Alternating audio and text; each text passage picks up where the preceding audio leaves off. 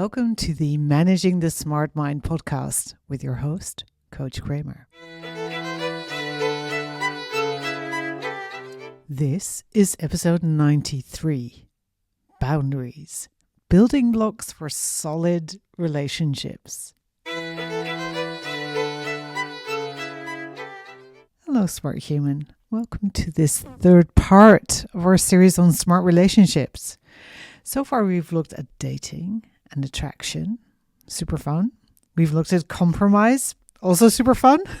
And now it's time for another very important ingredient in successful relationships, by the way, whether romantic or otherwise, which is boundaries.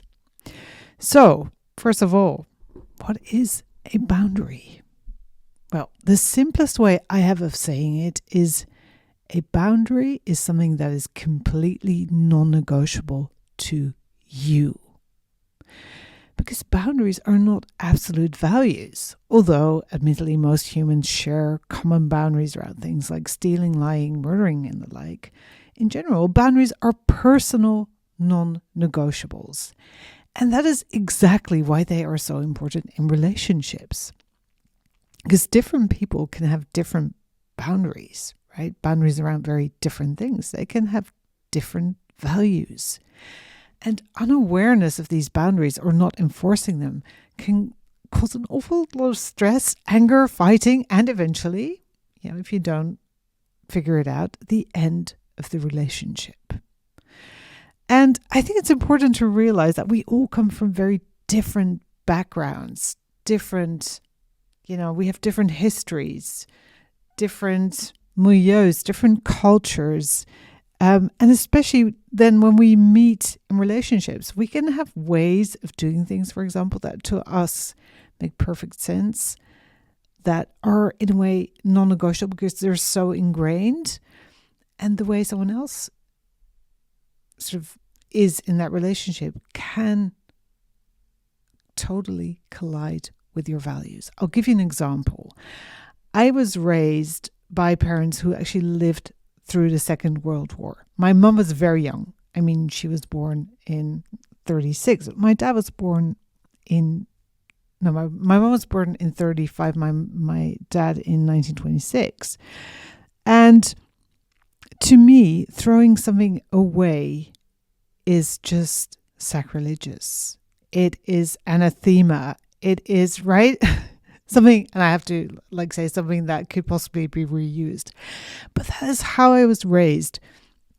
So in the beginning of my relationship, I was constantly enforcing boundaries around that because that was such a strong value of mine. And it just almost physically hurt that my partner would just toss things out. And especially if he would toss things out without checking with me first.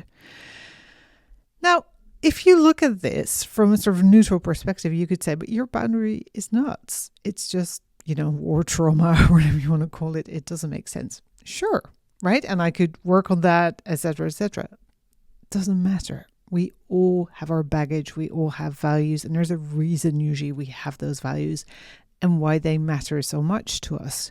So even whilst they can be morphed and changed and evolved, it is pretty hard to be in a relationship with someone who's constantly crossing those boundaries, kind of messing with those basic values. You will end up being so aggravated and not very much in love with them, right? So boundaries, again, personal non-negotiables.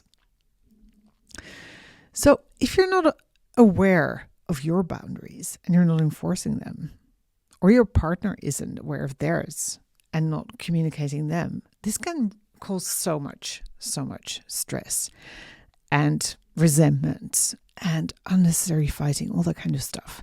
And for this series, I'm focusing, of course, on romantic relationships, but this plays out in friendships, in family relationships, in the workplace, all the things, right?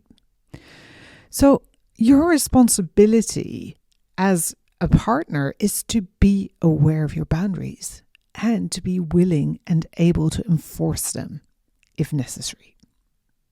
Now, again, let's look at some specific examples, right? I am in a monogamous relationship with my partner, and this for me is a non-negotiable. If they were to kind of break that contract, that would probably be the end of a relationship. It's the same with making a promise and sticking to it, right? I want to have a relationship with someone I can 100% rely on. But again, these are very personal values. Some people may not have these as a non-negotiable at all, right? They may be polyamorous, or they may be like, hey, I get it. If someone doesn't stick to their promise, it's okay, right? It's okay if they, I don't know, stick to it once in 3 times or whatever. They can be much more flexible around that than I am. So again, this is not like something we all agree upon, all humans agree upon, but that is why it's so important to get some clarity on it, especially in a relationship. Now, I want you to think about what your boundaries are. First of all, in romantic relationships, what to you is a hard no? And if you can, you may even want to pause the podcast and make a list, right? What are complete non-negotiables to you in a relationship? And you don't need to come up with like stuff that most humans would agree on, right? Like do not hurt children, etc., etc. But just stuff like, oh, I don't like it. Maybe I hate it when someone moves my stuff.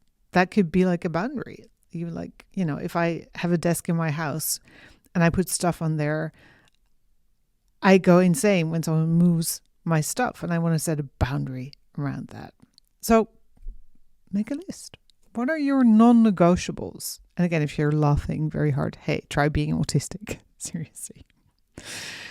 And let's be fair, there are many things I would like to be different in my relationship and my household. And I'm pretty sure the same goes for my partner and my child, right? We all have preferences. And yes, it's so lovely when the world completely complies with them. If everything is as we would prefer it to be.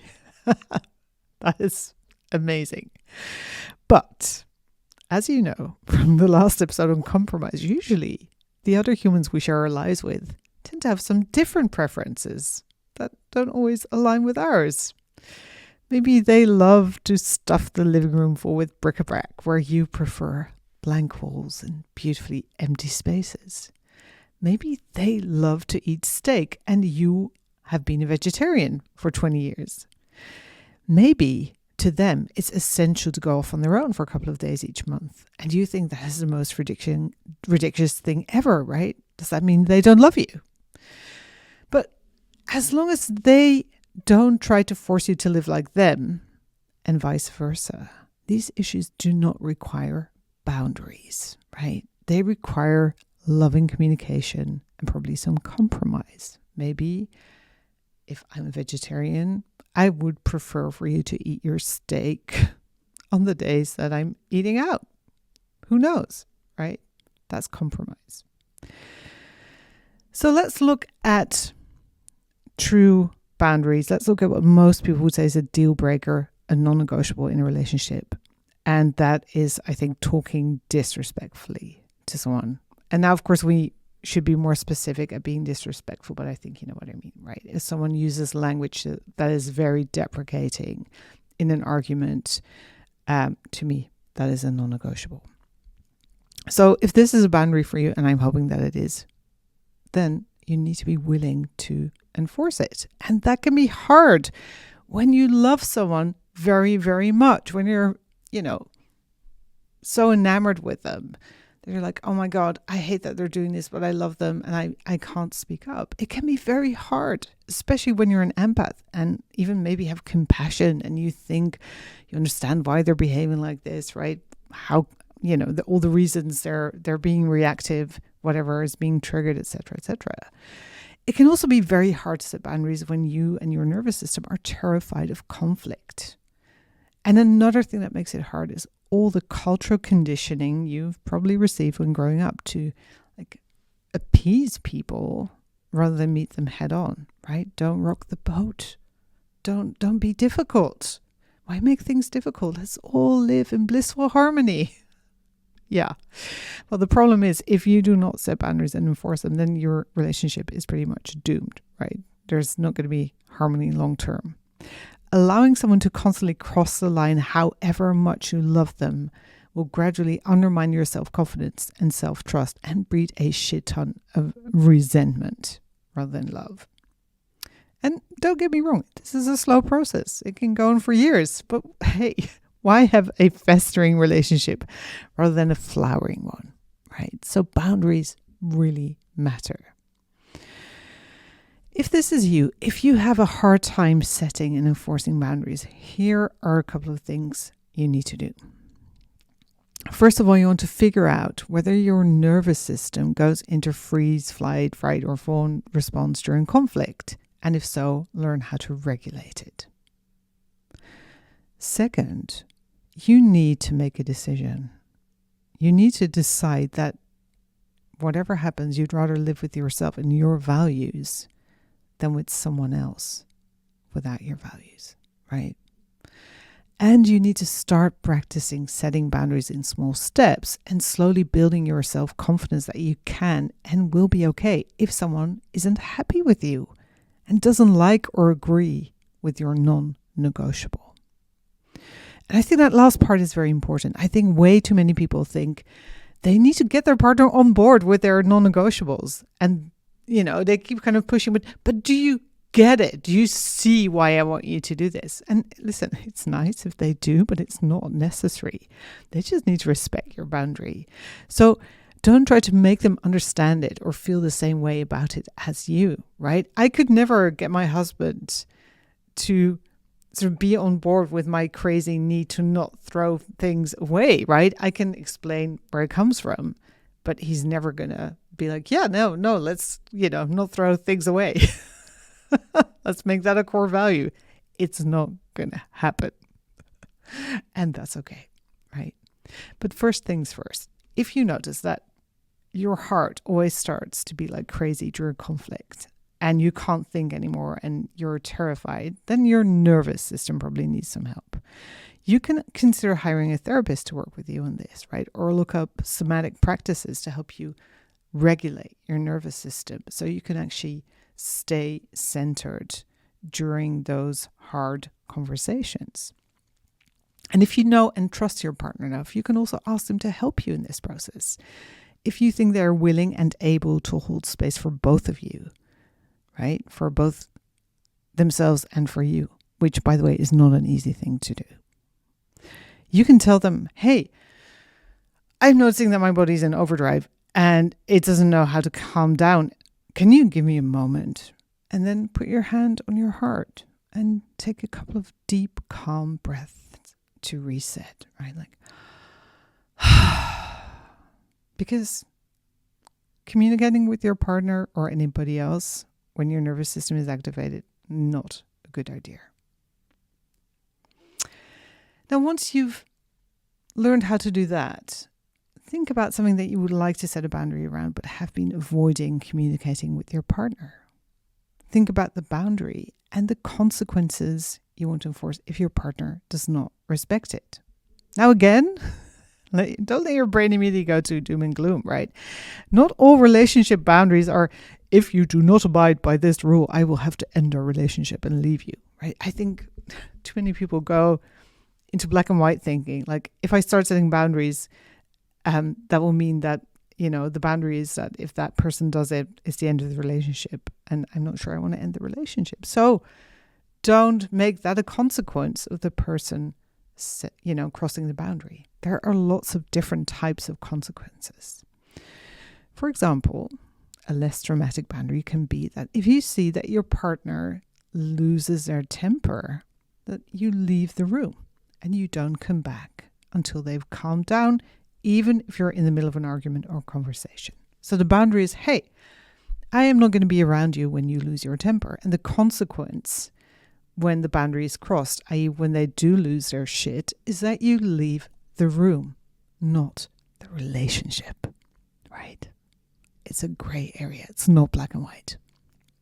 Also, very important to realize, boundaries are not meant to change other people's behavior, to make them do your bidding. That is manipulation, or worse, emotional blackmail. This is not about manipulating people so that you can always have things your way, right? And say, oh, if you don't always come home at 6, I think I'm going to have to leave you. That is such bullshit. So this is about being aware of what your core values around relationships are, your non-negotiables, and being willing to put a stake in the ground for them, but also being willing to compromise and to respect your partner's boundaries. You'll find, I think, that in general, most partners are actually happy when you set a boundary and when you communicate it clearly, because most of them feel that kind of boiling resentment when you don't, when they do something and they kind of sense like, I don't think they like that, but they're not saying anything. I wonder what's going on here, right? They'd much rather know. And to be asked whether or not they're willing to respect it and be treated as adults, right? So much better to have that and to be in a relationship that is built on non-aligned values. So boundaries are about getting honest, about integrity. And if you're a people pleaser, boundaries can be especially hard. And you want to check out my episode on people pleasing too. I'll leave a link to that in the show notes. But for now, I want you to think about this. What is non-negotiable for you in a romantic relationship? Have you communicated these non-negotiables to your partner? And if not, how can you ease into doing that on a regular basis, right? Instead of just smiling and saying, this is fine, and hating what's happening. So start noticing, this is not okay. And start speaking up. Now, one more thing. A lot of people see the act of setting boundaries as an attack, right? Instead of putting a stake in the sand, they feel like it's hitting someone with the stake or even piercing them with it. And yes, if you've been kind of lying in your relationship, if you've always pretended things are fine, then it may be a bit of a jolt for your partner to realize that some things they've been doing for a long time are actually not okay with you. They may not like that news. They may not be happy, which is quite understandable. That doesn't mean you have attacked them, right? Although, to be fair, it does depend on your tone of voice, etc. That is your work. This is more of a bad news conversation, right? This is more like telling them something that you wish you would have told them sooner and that they're not going to like. And you can say like, hey, honey, there's something I need to tell you. Rather than, I am so done with this. Can you please never do this again? Right? Very different. So be gentle, be truthful, and be okay with the other person not liking what you're saying. They don't need to. Don't try to make them feel better. Don't try to make them like you. This is bad news for them, right? Stand in that truth. Accept that this isn't fun for them either. And also, if you are going to talk boundaries, why not make it go both ways, right? Get curious. Ask your partner what their non-negotiables are, if they are aware of them. And if you're still in the early stages of a relationship, this can even be a playful conversation on a date, maybe, although admittedly maybe not on the first date. So get clear on your non-negotiables. Think about how you're going to enforce them. If you haven't already, communicate them to your partner. If they're breached, be ready to enforce, but calmly, gently, right? And rinse, repeat. And you will build heaps of self-respect in the process. This is not for the other, it is for you. Have an amazing week. Bye-bye.